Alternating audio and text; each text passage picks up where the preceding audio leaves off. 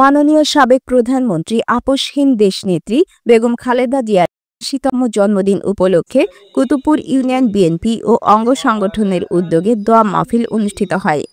উক্ত অনুষ্ঠানে প্রধান অতিথি ছিলেন এম এ আকবর, সাবেক যুগ্ম সম্পাদক, নারায়ণগঞ্জ জেলা বিএনপি; আবু তাহের মোল্লা, সাবেক সাধারণ সম্পাদক, Kutubpur union BNP; engineer Saeed Reza Khan, সাবেক সহসভাপতি, নারায়ণগঞ্জ জেলা ছাত্রদল; গাজী আনোয়ার, যুগ্ম আহ্বায়ক, ফতুল্লা থানা স্বেচ্ছাসেবক দল; আবু কালাম পাটোয়ারি, সাবেক সাধারণ সম্পাদক, ৫ নম্বর ওয়ার্ড বিএনপি;